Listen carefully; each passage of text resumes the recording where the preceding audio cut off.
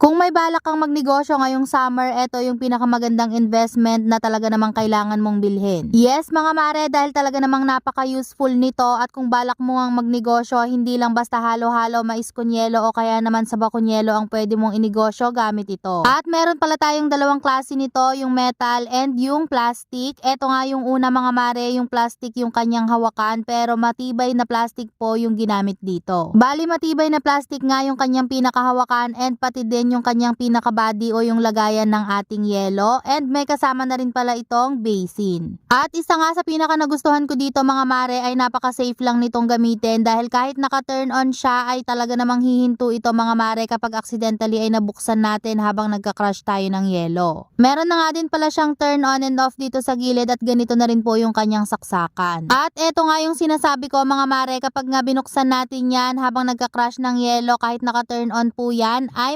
automatic po yan, nahihinto yung pag-ikot. At same lang po dito sa isa pa nating klase ng ice crusher. Ang pinagkaiba lang po nila, ito po ay bakal na, pati yung kanyang hawakan and yung salagayan ng ating yelo. Meron na din po itong turn on and off sa gilid, and kapag binuksan din po natin yan habang nagka-crush tayo ng yelo ay automatic din po yung hihinto. Ang kagandahan lang nito mga mare, dahil nga metal na tong isa ay mas heavy duty po ito compared dun sa isa nating ice crusher. Pero pareho naman po itong maganda at matibay, at pagdating naman po sa pag-crush ng yelo ay halos pareho lang naman sila. At ilang taon ko na rin pala tong gamit mga mare, kaya naman proven and tested ko na talaga to, na talaga namang napakaganda at napakatibay, at pati din yung pagkaka-crush ng kanyang yelo ay talaga namang napakapino lang. Kaya naman kung balak mo din magnegosyo ngayong summer ng mga sa malamig katulad na lang ng halo-halo mais con yelo sa bakunyelo o ng shake o kahit pa ng ice scramble ay talaga namang mapapakinabangan mo to. Kaya naman kung gusto mo rin ito mare, ilalagay ko na lang yung basket dyan sa baba o kaya naman yung link sa comment section para hindi ka na mahirapang maghanap at para dyan ka na rin mag-check out. At kung meron ka namang tanong about dito sa ating ice crusher, i-comment mo lang dyan sa baba.